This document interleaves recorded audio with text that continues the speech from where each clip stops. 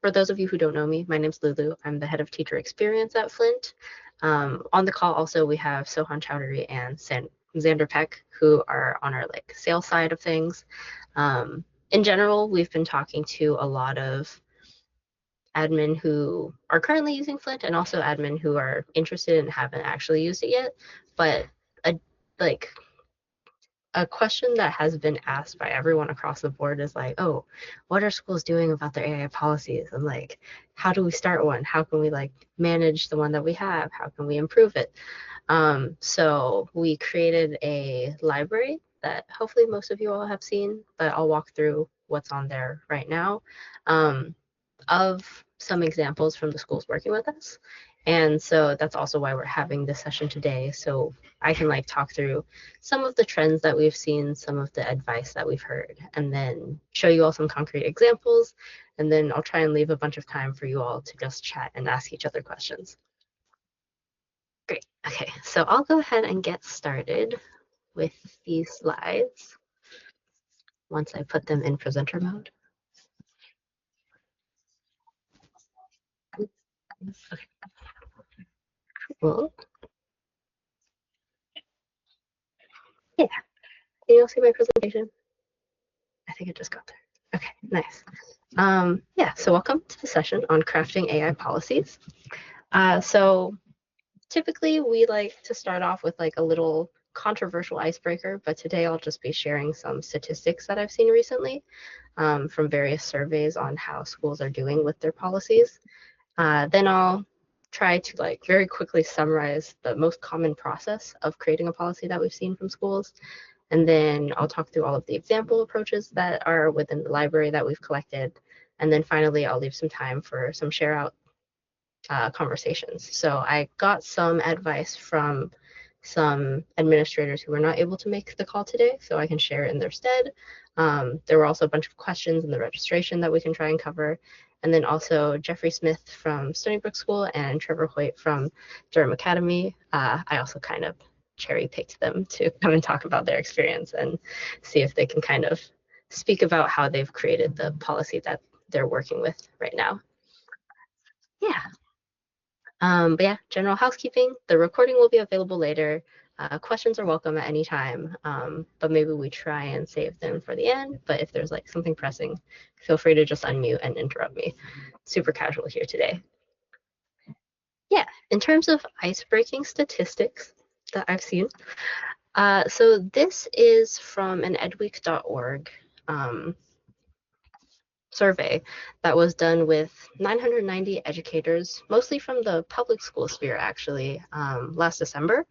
And so they're just asking, hey, has the use of AI products been made clear to educators and has it been made clear to students? And there seems to be an overwhelming, almost like 2/3 no or barely. And then in contrast to this, this survey data from the National Association of Independent Schools is showing that independent schools are kind of a bit leading in this space of like figuring out what guidelines should be and on the way to developing explicit frameworks. But for the most part, people are still in this like green category of they have some generalized principles or they're working on generalized principles. But you know, it's kind of hard to say what exactly an AI policy should look like. And I'll touch on that in a sec.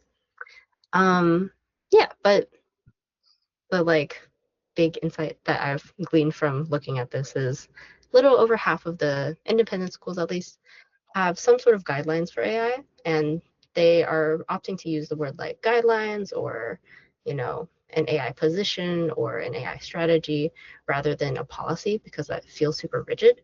But yeah, a lot of people are working on these overall guiding principles, and some schools are not even like approaching it from a school-wide level yet per se, and they have some policies specific to departments or divisions that they're working off of right now. And I think a lot of the like registration responses also kind of reflected this. Yeah, so to summarize the process that we've seen most commonly for creating policies, this is like from us talking to schools for our case studies, and then also for when I was putting together this AI policy library, I was asking schools like how they created it, what their process was there. But to start off, there's like questions to ask yourself, ask your team before you get started with actually creating these policies. So the one like almost existential one is, does my school even need one? Some people, express doubt with, will a policy make sense for all grades and all subjects? Will it stand up to the changing technology landscape? Will it be too restrictive on experimentation? And these I think are very valid concerns, but I don't think it's necessarily uh, a reasoning to just not do it at all. Because I think just like, yes, making it too strict might restrict positive experimentation, but without like clarity on what is allowed and what isn't allowed, that could also restrict positive experimentation. So I do think unfortunately, it's like just the tough task of trying to figure out what kind of overall guidelines you can put in place that help people understand what they can do and can't do. But also, it's very important to emphasize that, all of this is a work in progress, and you want everyone to question when they think that something could be changed about the policy or something could be more clarified in the policy. Yeah, and then also something good to do in general, I think, in this time is to audit what you already have. So, what existing policies at your school can you lean on?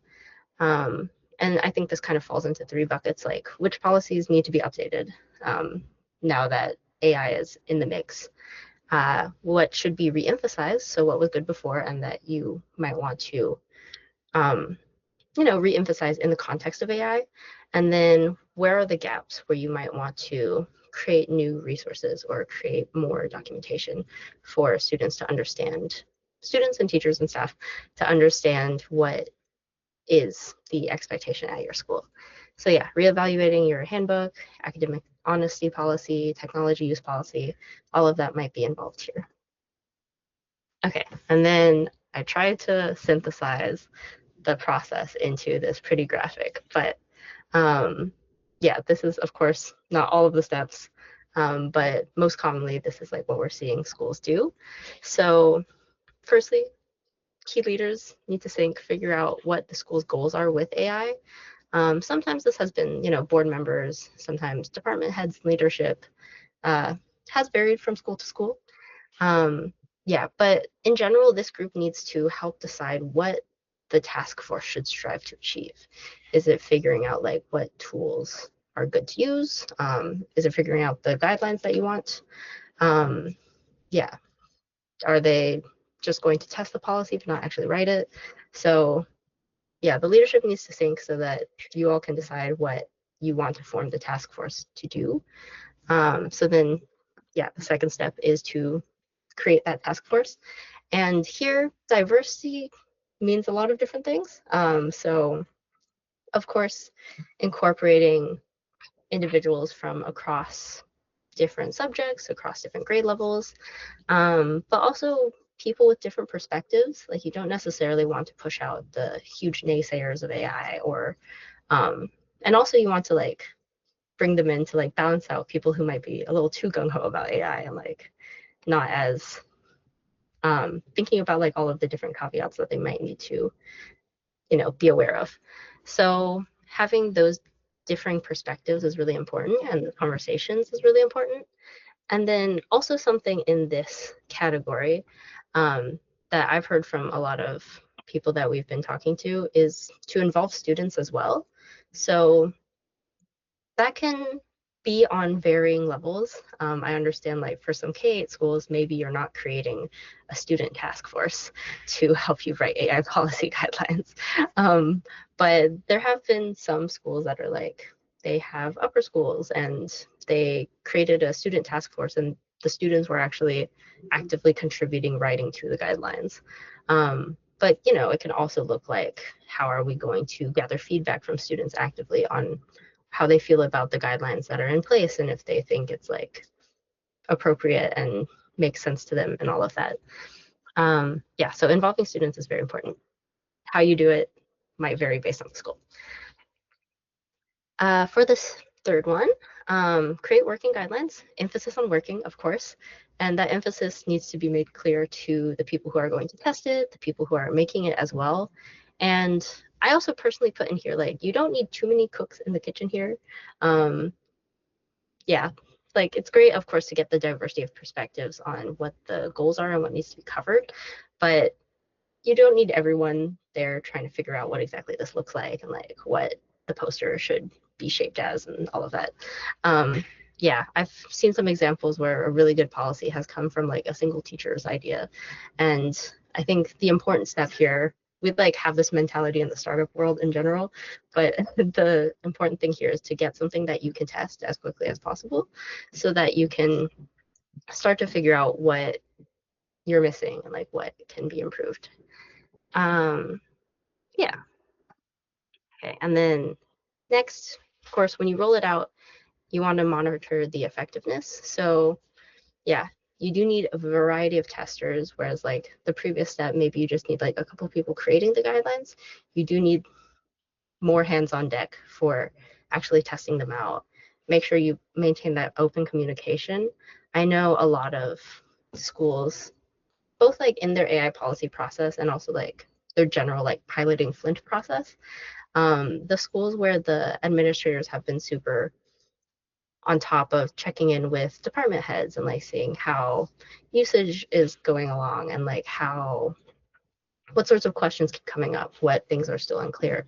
That will really help with this final step of revising the guidelines. So um, I, for one, don't quite know yet how often guidelines need to be revised.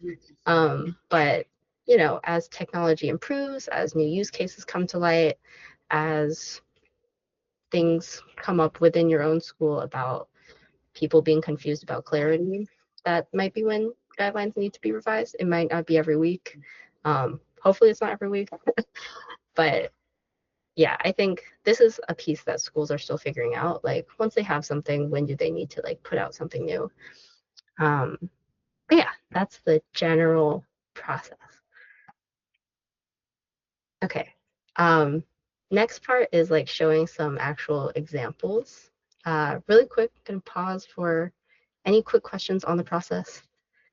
Did all of that make sense? Anyone want to add to it either? Thanks, Briska.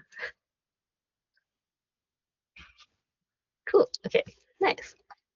Hopefully, I'm not talking at you all for too long. But yeah, so I'm going to dive into showing the AI policy library that we put together. So it is on our website under the resources tab. Actually, let me also just share this presentation with you all because it has a bunch of hyperlinks in there. But yeah, so under resources, you can find this AI policy library for schools. This first part has basically what I just like presented to you all in slide format. And then this part is where the actual like different resources are. So I will try and speed run through all of them and point out some interesting things that I noticed that kind of like made some of these examples stand out to us. So firstly, from the Kincaid School, they have this document that's pretty concise on how they incorporated their policies into their school handbook on artificial intelligence and generative artificial intelligence. And yeah, both for like the overall handbook and the employee handbook, they like summarized what the changes here were. And then here they also put in some general do's and don'ts guidelines for the community, and then also violations, and then a nice disclaimer at the end. So in conjunction with this like writing handbook guidelines, the Kincaid School also shared this, what they're calling a menu with their community. Basically different types of personas that you can have AI take on to help in your work and your process. So yeah, here it says like AI as a thought partner, editor, analyst, co-creator, and also down at the bottom here, it's showing how students need to disclose their use of AI. But this is meant to work for both teachers and students, helping them figure out how they can use AI in their work. And this was actually something that they adapted from Woodward. So, okay. Yeah, so the Woodward academic policy, yeah, they also similarly described a lot of like the responsible use, the purpose of this, and you can see here they had a pretty similar um, menu usage scale kind of thing going on. Um, and they also define like teacher responsible use. And one piece that I really liked about their policy is this final like Woodward Academy's commitment section where they're saying, hey, we're going to commit to providing more professional development and making sure that we continue to review these policies as well. So this is like a very clear example of like, hey, this is something that like as a community we're still working towards. It is a work in progress. Yeah, just let us know if there are things that should be updated, kind of thing. Okay. And then for the next one, Wesleyan School, they shared a couple different things with me. Actually, Allison sent me an entire like folder with things, which was amazing. But something interesting about the way that they're approaching it is they don't really have like a written document as far as I saw.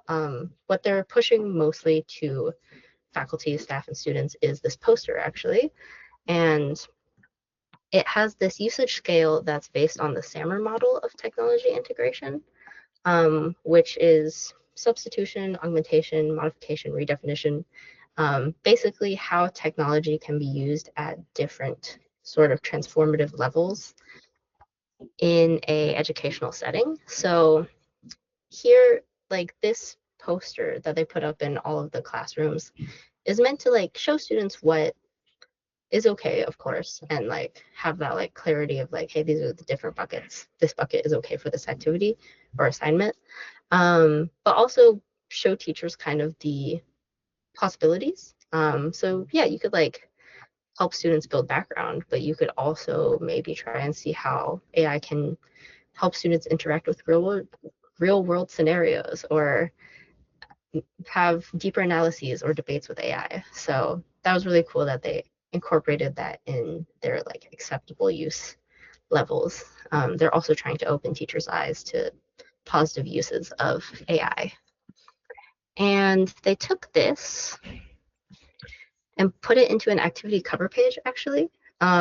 So we also saw this kind of commonly across schools, like not only creating policies, but also creating teaching resources. So this is a cover page that has the policy on the left-hand side, but also, yeah, if I scroll down here, there's like an example one filled out.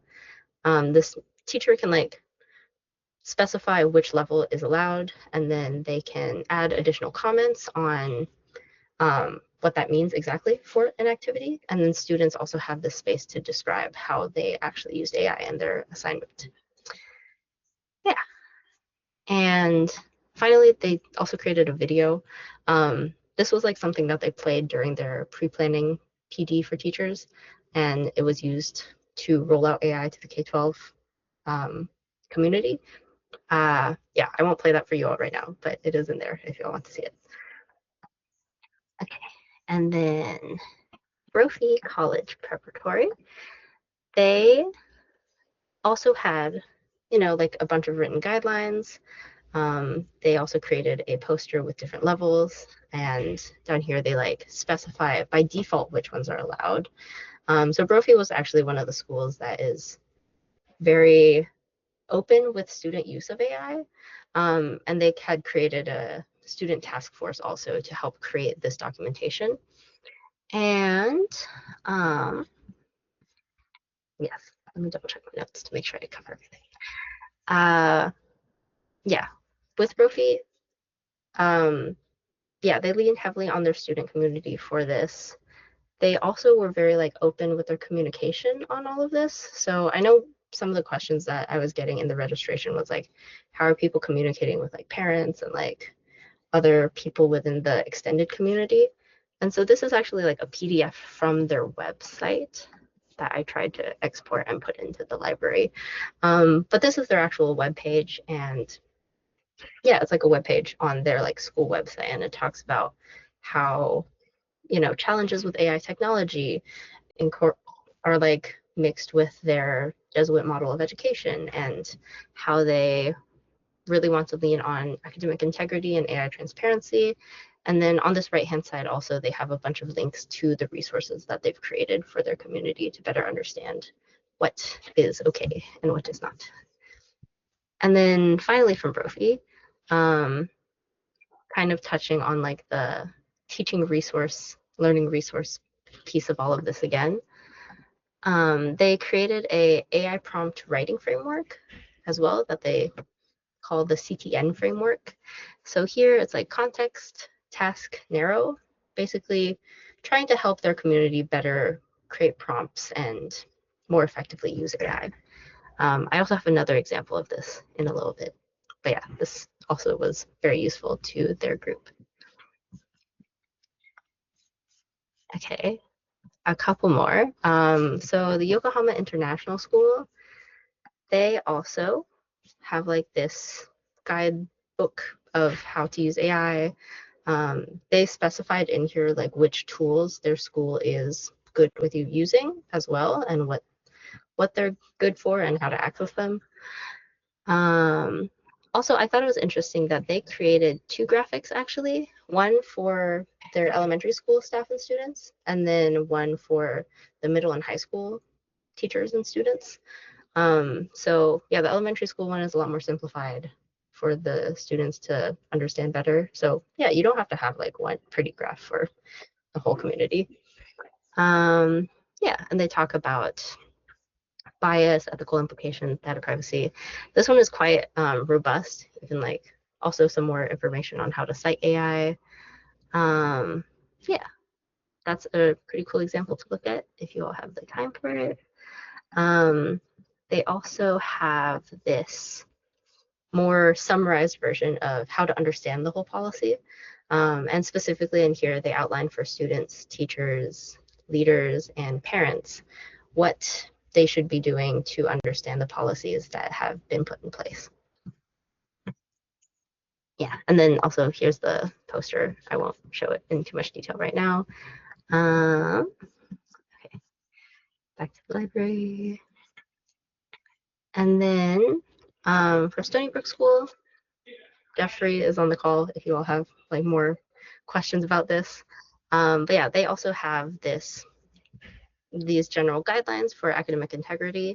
And what was really cool about what they included also, of course, they also like had the different levels to make it really clear to students how and when they can use AI.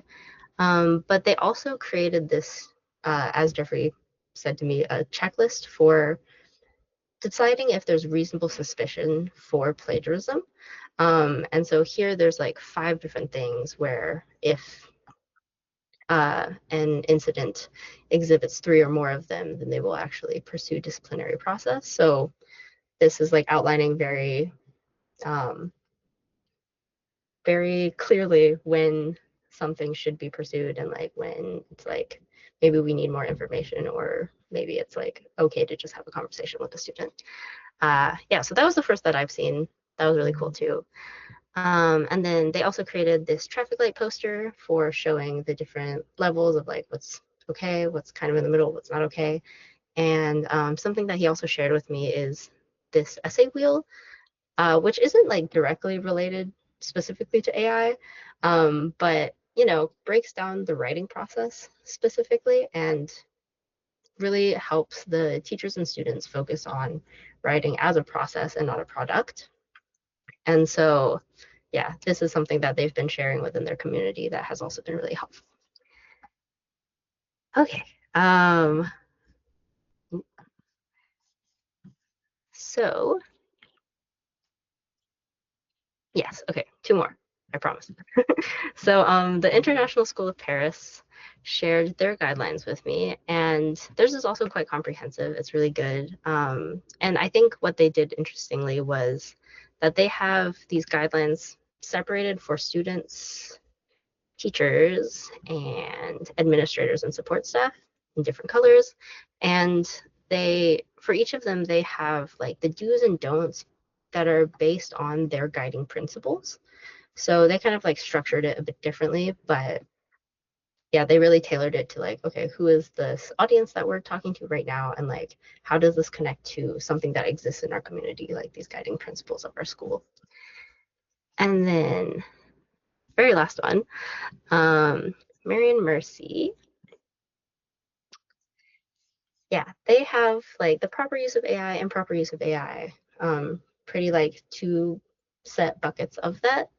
And what I think was also interesting of theirs was they included this prompt crafting acronym. They called it CREATE, but also like a tool for the community to better utilize AI by improving their prompt engineering skills and really trying to instill this both in teachers and students. Okay, yeah, so those were all of the examples. We are working on adding more examples as time goes on as well. So yeah, check back in on the policy library. There's a button in there for you to like leave your email if you want to be notified when we add more resources to it.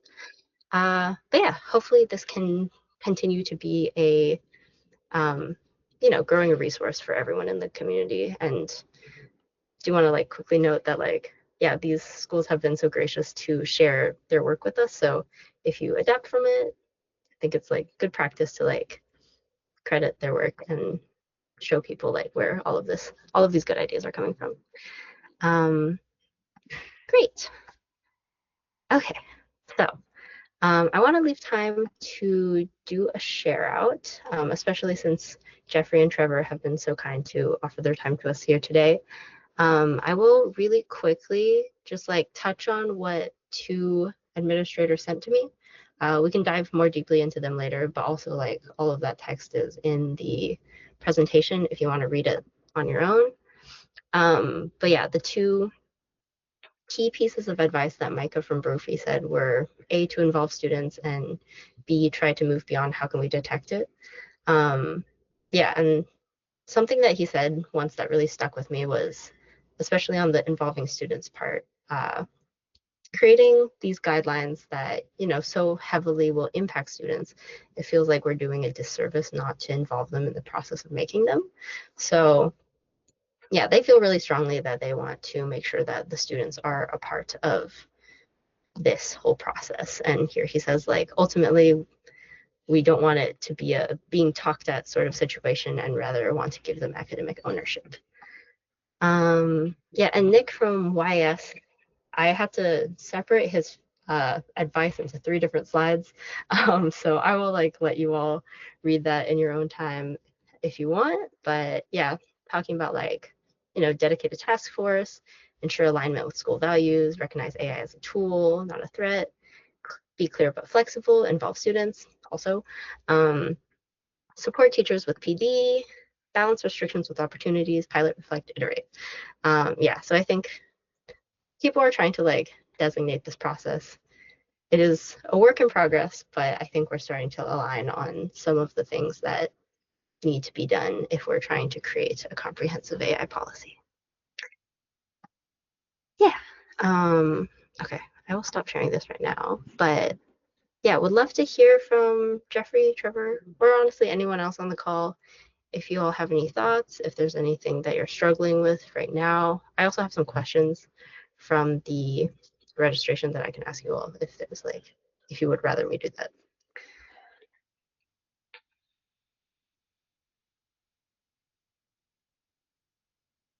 Oh yeah, go ahead, Friska. Yeah, hello. Thank you for the brief but full of content, Lulu. And I'm sorry I cannot turn on my video camera on because I'm in Korea and it's 6:30 a.m. So, yeah. Thank you for joining us so early. Yeah, very early over a year. So I'm really happy to hear your presentation. And actually, in our school, we are about to have our second meeting about AI policy this afternoon. And Ooh. I have several of policies before and additional now. Just an overview from you. So I found like just what the leaders, the admin just said about do we need AI detector or not. So I've read several policies before. So most of the school they said they will use AI detector, but there is one school I think is who said that we don't use AI detector and we do not and then more likely to give emphasis to the teacher. However, we as I'm also part of the academic integrity committee. I'm quite confused about how do we can say whether the students work as authentic. Because if we just depend about you cite everything. If you are using AI, cite it, paraphrase it. So, but then how we can figure it out like percentage. Meanwhile, if you use turn it in like being like really giving you numbers. It's really easy for us. Like then we can see. Oh my, yeah, I know it's not really accurate, but then it's really helpful for us to decide. So, what do you think to solve this problem? How do we say things as authentic from our side? Yeah, if I read also again the policy is very beautiful, like how teachers have to get some evidence, how they have to get it everything from draft, but I cannot see it as practical. So can you please share with us about from all schools that have made policies and share it with you, please? Thank you. Yeah, yeah. I mean, I think that's a huge question that people are facing right now. And I don't have like a specific answer for you, unfortunately. But I do think like from case to case, some schools and like some classes in particular, they can focus more on the process or like the demonstration of knowledge. Like it might be instead of taking a quiz and like getting like a short answer quiz and having that be graded by the teacher or by AI, um, the students have to like actually create a project around that. And like the project has to be like original thinking and you have to show like how you came to that final product. And like what we're trying to do with Flint, I guess, is offer insight into that student thinking process. So sometimes like the actual assignment is your discussion with an AI, and what you're being evaluated on is not necessarily like the end product, but how you used AI to like push your thinking to arrive at that end product, if that makes sense.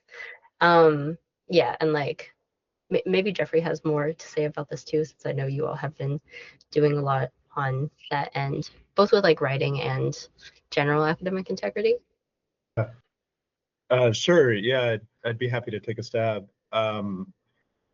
Just in terms of assignment creation, one of the things that we've really focused on at the Stony Brook School, I'm the Dean of Academics there, is really being intentionally thoughtful about it. We've recently come up with a phrase that we call social homework, where we're trying to get away from just reading or writing or researching for homework and having students enter into dialogue about it. And so an English class, they might read whereas they would have read like 5 poems last year, we're kind of asking teachers to read 2 poems and then have a conversation about that poem with someone. And if you can't find someone, you can use Flint, the chatbot, or something like that to do that. And so we've really leaned into what one of our great teachers calls the distinctively human capacities. In other words, what does it mean to be a human? How can AI not replace or substitute education, but instead help us enhance our face-to-face human relationships that we're kind of made and evolved for.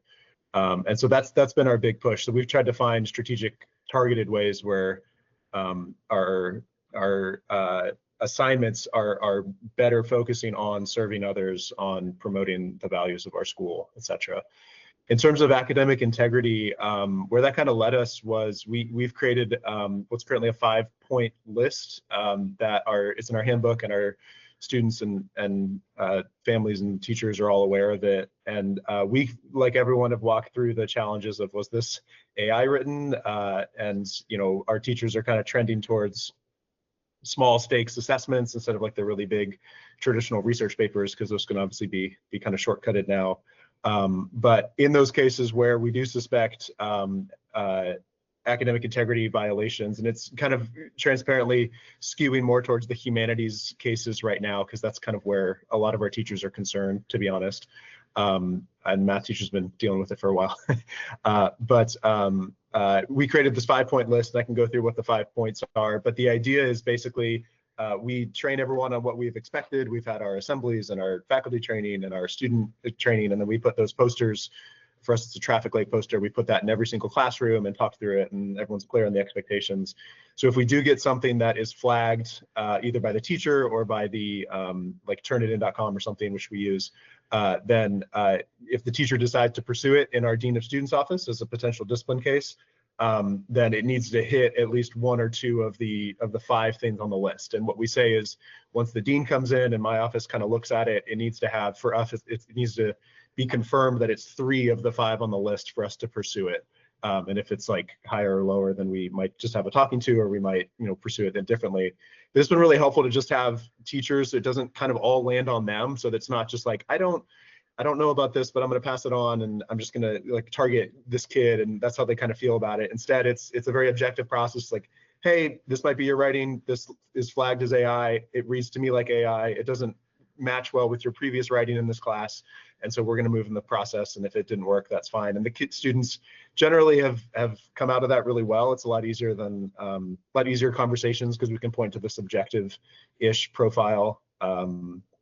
And apologies for maybe talking too long, but that's been really helpful and helped us lean into more of those relationships with other people. It's helped our teachers talk more about how they know the student and they know their writing, and we care about you as a person. And it's not just a blind prosecution case. Instead, it's because we care about you and we want you to be the best version of yourself. And so that's what we've done. Yeah, I love that. I mean, I love the idea of social homework, and also yeah, how you were talking about like, oh, maybe instead of 5 poems we're doing 2. Like, I feel like it is leaning into like the quality over quantity, and like quality in those like student teacher interactions and student student interactions. Yeah, so thank you for sharing that. Yeah. Thank you, Jeffrey. Yeah, any other questions from people here, or talking points, concerns that you want to bring up?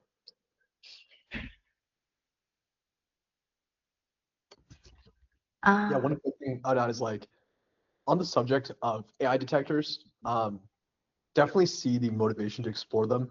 And like you mentioned, Frisco, like being able to have like a percentage, right, to then use it as justification to pursue something or look into something is definitely very tempting. For us as a company, we also get tons of requests from schools saying like, oh, can you add an AI detector into Flint, right? So we know if kids are copy pasting from like ChatGPT or a similar tool. Unfortunately, the accuracy of those tools just hasn't meaningfully improved over time. There'll be some detectors that come out that are pretty good for a little bit, but then the AI models just change, right? Even us as a company, we're constantly evaluating and testing new models under the hood. So even the way that Flint sounds and looks like to these AI detectors will just quickly change over time. So I would say, like, if possible, try your best to stay away from like using an AI detector as part of that process. And if you have tools that use AI detection as part of that, definitely like view their recommendations as a grain of salt, right? So even in Turnitin, if it's being flagged as AI written versus if there's a clear similarity match with the paper some other student turned in a few months ago, I would index more on the latter than the former. So it's not a perfect answer, and ultimately the answer for essays might be to move away from long form essays like Jeffrey mentioned, or even like focusing more specifically on looking at like revision history, which I know can be like a very tedious process, but that might be the best like objective way to look at this in terms of like percentages and data.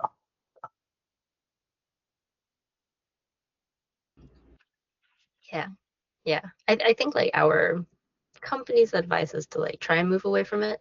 I do know some schools are using it as like one data point of many.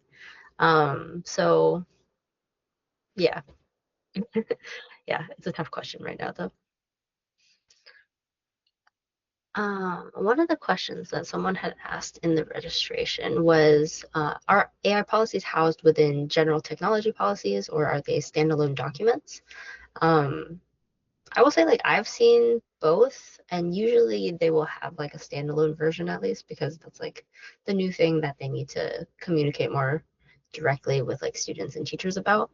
But yeah, many schools have like added to their handbook, but of course there's also like some examples I showed today of like posters that are made specifically for AI policies and different tools like that.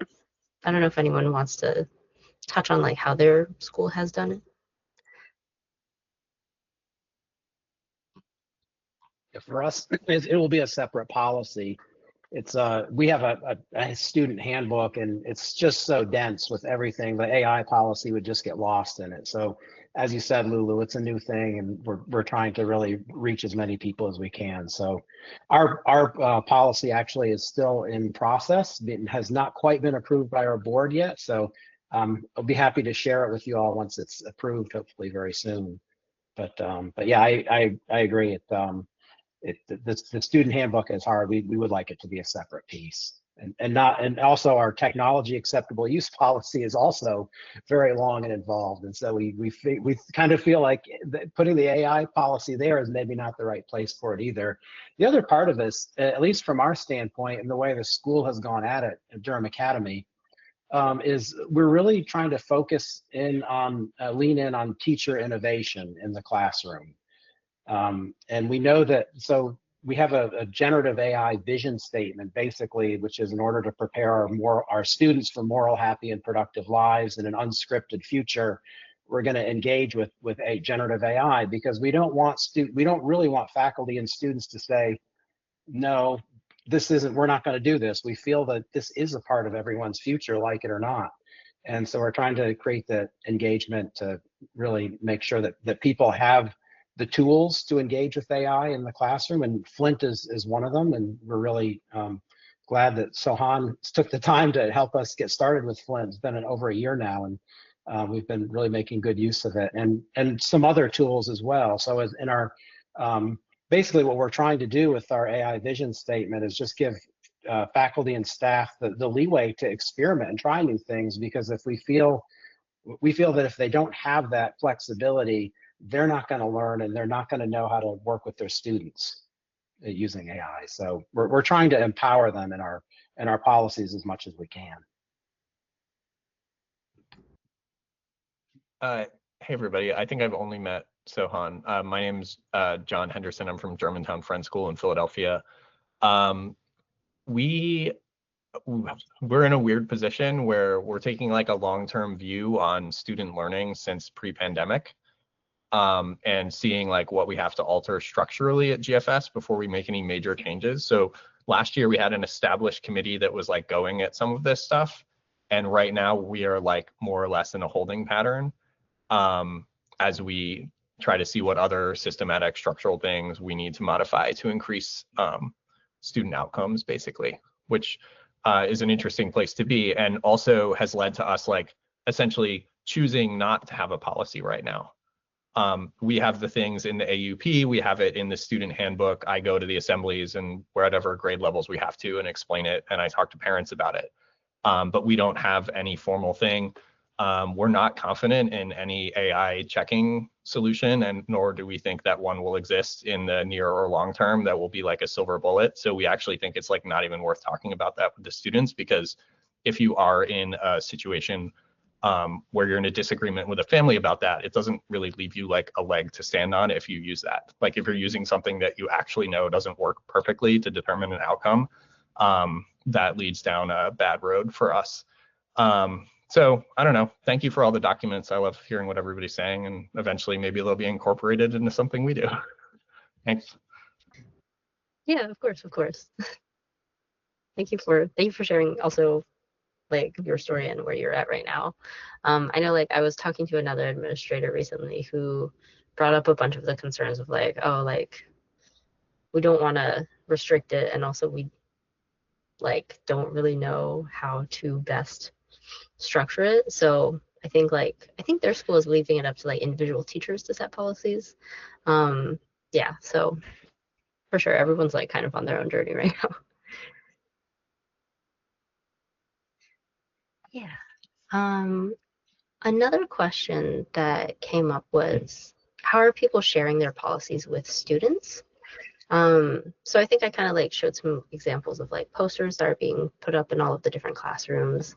Um, I think some people are like actually doing like presentations or like creating videos for students to share like, hey, this is like what the school is approaching this entire technology with. I've even seen people create quizzes in Flint, honestly, and then use that to, check with students like, hey, here's an example. Do you think this like fits well under the AI policy or not? Also for like citation and like helping students practice best practices for that. Yeah, I don't know if anyone else has other examples of how they've been sharing with students.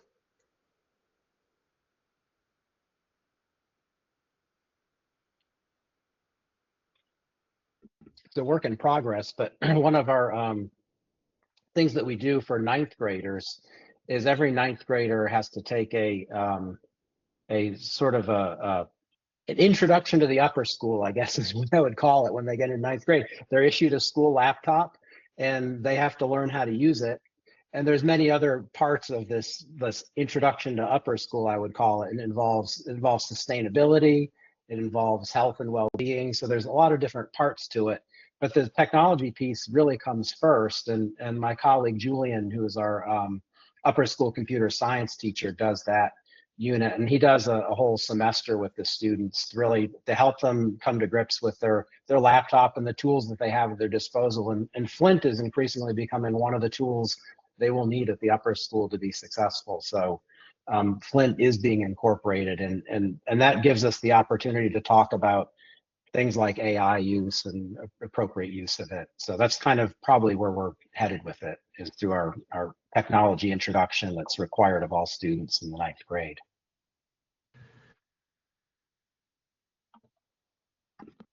In our school, because we do not have the AI policy yet, so every teacher like kind of like do it themselves. And for us, because I'm the librarian, so I'm part of the extended essay process. So we introduce AI to the kids, but then again, Korea is very sensitive about data protection. I don't know whether every teacher has the same common sense, but I always check again with my IT director whether this is safe or not. So whether my thinking is not about how AI can help us, but more like first, is it safe for us? So I need to check to my IT director first. If he's okay with it, then I can introduce that to my students. But I'm not really sure whether every teacher has this common sense. So hopefully more people will be aware about it more. Yeah. Yeah, that's always been one of my biggest concerns, is that we'll have somebody out there doing something that we don't know about, and maybe it's somebody collecting personalized student data and running it through an AI, and so we want to know about those things. And I think that's one of the things that's led us to really focus on the faculty and staff experience, is like we want to empower teachers and staff really to use it in a way that makes sense for sort of the low-hanging fruit of maybe some content creation and efficiency, but then also give them the more risky scenarios. So like you've seen in many of the presentations, a sort of a stoplight or traffic light framework of green representing low risk and yellow sort of a medium risk, and red is high risk. And we do want to educate the teachers about what are the red light scenarios where you'd want to try to avoid, and always consult your IT department or your instructional technology specialist before you go and try those things. But we've also tried to focus on like, what are the systems that we use right now that are already AI aware, like we have access to Flint for the whole school, and Microsoft Copilot, and our middle school uses Toddle, and we have Canva. So we do have like, oh, we've got a fair amount of systems already that really do an awful lot for a teacher. And so we're trying to lay out some scenarios of like, hey, if you're doing content creation, you'd use these 3 systems. If you were trying to do curricular ideas or like generate thoughts for assignments, you could use these. If you're working with your students and trying to get your students to develop their thoughts, Flint is great for that. So, trying to outline the most common use scenarios and then say, hey, here's your system for that. And if you're looking to do something outside those boxes, then, come talk to us.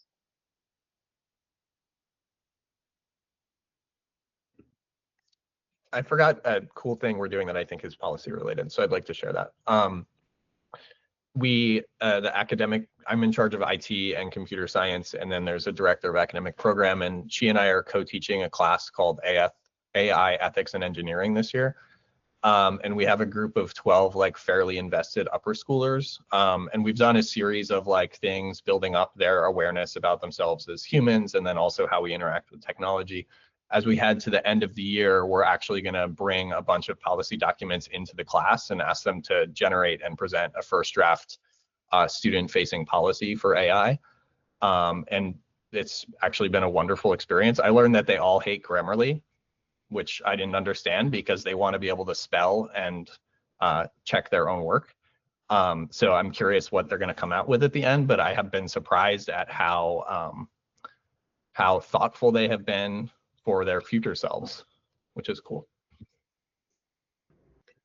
Yeah, I've seen a lot of like news reports, survey kind of things, kind of along those lines, where students are actually very aware that like shortcutting their learning is not going to play out well for them. Yeah, and Micah from Brophy was also telling me about how like for him, like their students have been the ones like pushing new use cases too of AI and Flint, and I think they even had some students like doing demos of Flint to the teachers to show them like, hey, like it is this easy to create something, like you can work this into your lesson planning. So yeah, don't discount the students. They're really smart and creative. Yeah. And it looks one like, thing I'll add there.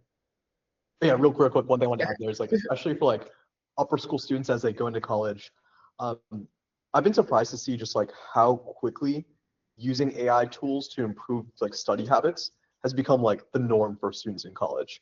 So my sister, not to put her on blast a little bit, but she's in college right now.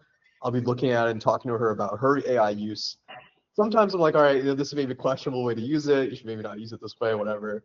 But then a lot of times I'll see that she's using it as a study partner. Like she'll be uploading content into ChatGPT, and then she'll ask it to quiz her and just give her questions or just explain things in different ways. And from at least what I can hear from her, like all of her friends use AI tools in one way or the other. They have all these different apps and ChatGPT, gotten some of them to start using Flint on their own as well for that sort of individual study help. So I think what we're seeing is like there will be some percentage of use cases and some percentage of students that use AI the wrong way, but hopefully they can start to build those habits earlier on not to do that. And then even if they don't, when they get to college, it's like an indispensable study tool when you actually need to show up at the exam and perform and get a good grade.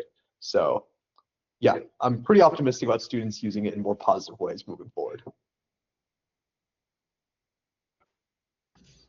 Yeah.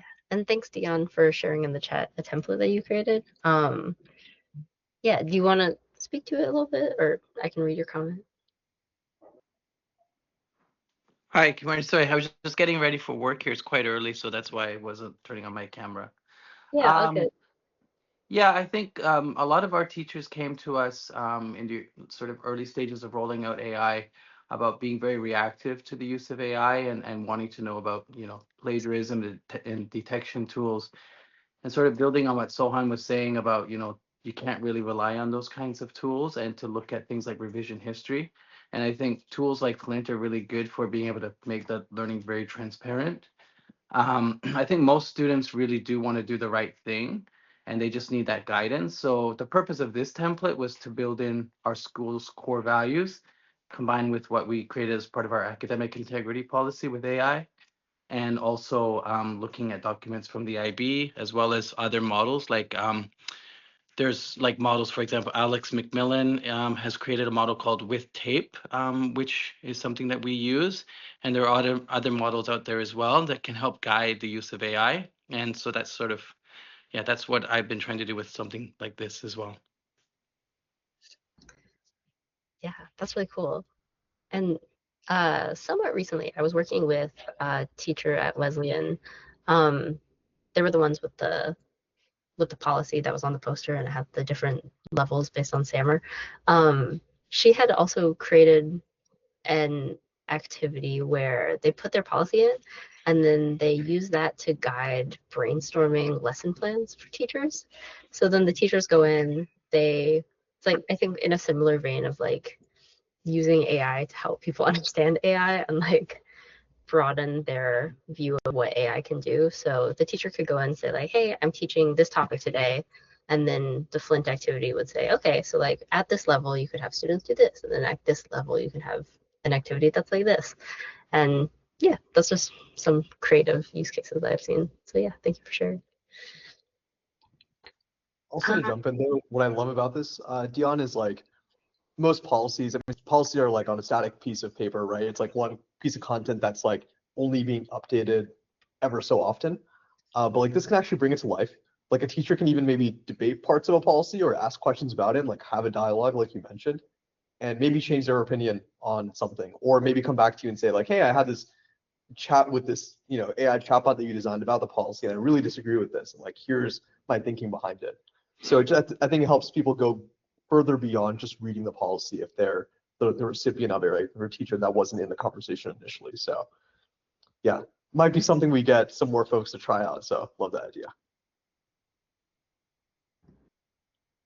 Yeah, awesome.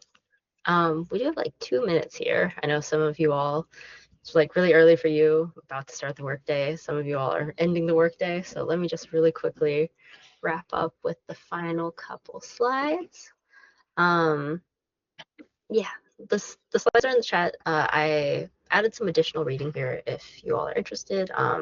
There's like if you're a member of NAIS, there's the link to the full study of where schools are now if you're interested. I left a couple articles from various like EdTech consultants who we've seen have been working with a lot of schools on developing their area policies. And then that last one is from Ethan Malik. He's like a UPenn professor who has been helping like larger organizations also figure out what their AI policies are. So that one's not specific to schools, but might be interesting. Yeah, we have 2 other sessions coming up. The one next week is using Flint for college and career counseling. So if you have like a career counseling department or otherwise counseling department, feel free to send that over to them. And then the week after that, we'll be doing a session on math. That one will be interesting. But yeah, I'll post the recording on our website. Once it is available, I'll like send out the notification to everyone who registered, and then it'll also be in our newsletter either later this week or early next week. Yeah, that's all I had. Any final questions, thoughts, comments, concerns?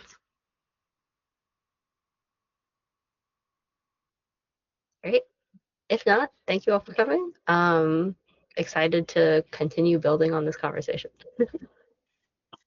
Thank you, Lulu. Yeah. Thanks, Thanks, everyone. Good to see you all. Bye.